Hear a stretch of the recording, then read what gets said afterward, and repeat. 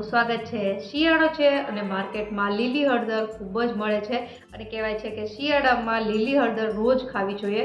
અને હળદરને જે ખાવાની રીત છે એ છે કે આથીને ખાવાની। તો એ આથવાની રીત છે એ આજે આપણે શીખવાની છે। તો ચલો ફટાફટથી રેસીપી શીખીએ અને રેસીપી પસંદ આવે તો વિડીયોને લાઇક અને ચેનલને સબસ્ક્રાઈબ કરવાનું ના ભૂલતા।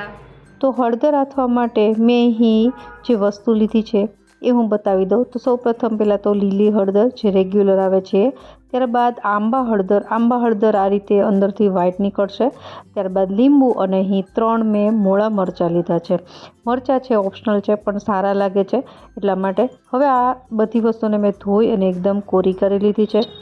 હવે સૌ પ્રથમ આપણે જે હળદર છે એ બંનેની છાલ કાઢી લેવાની છે। તો આ રીતે મેં પહેલાં આંબા હળદર છે એની છાલ કાઢી લીધી છે અને આ જ રીતે હું જે રેગ્યુલર હળદર પીળી હળદર આવે છે એની પણ હું કાઢી લઈશ।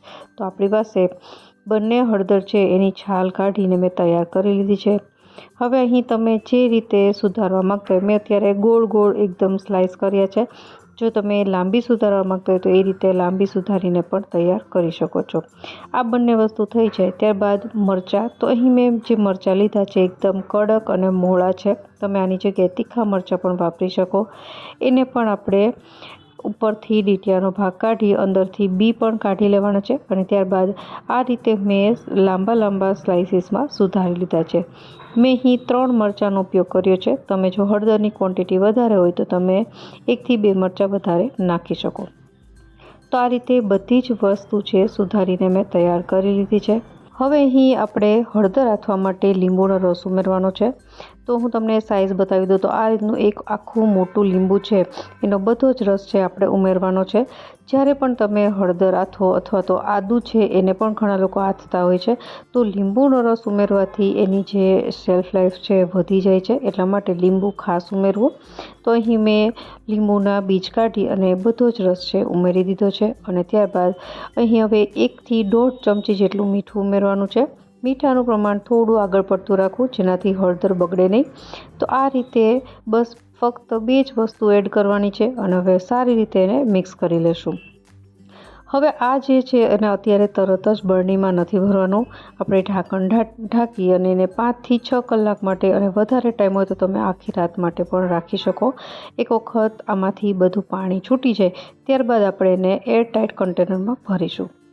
તો અહીં 5 થી 6 કલાક પછી હું તમને બતાવી દઉં કે અહીં મીઠાનું પાણી થઈ ગયું છે અને આ પાણી છે ફેંકવાનું નથી। ઘણા લોકો છે એ ઉપરથી ફરીથી પાણી ઉમેરતા હોય છે પણ એમ કરવાની જરૂર પણ નથી। જસ્ટ આપણે એક વખત આ રીતે મીઠાનું પાણી થઈ જાય એટલે આને કોઈ પણ કાચની એરટાઇટ બરણીમાં ભરીને સ્ટોર કરી શકો છો।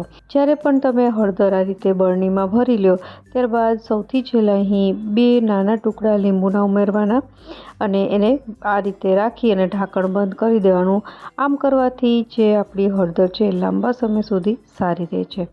તો એકદમ સહેલી રીતથી આપણી આ હળદર આથવાની રેસીપી તૈયાર છે અને શિયાળામાં તો આ રીતે તમે ભરી અને એને સ્ટોર કરીને આખો શિયાળો ખાઈ શકો છો અને ઘણા લોકો આખા વર્ષ માટે પણ બનાવતા હોય છે, એમ પણ બનાવી શકાય, પણ શિયાળામાં તો ખાસ ખાવી જ જોઈએ।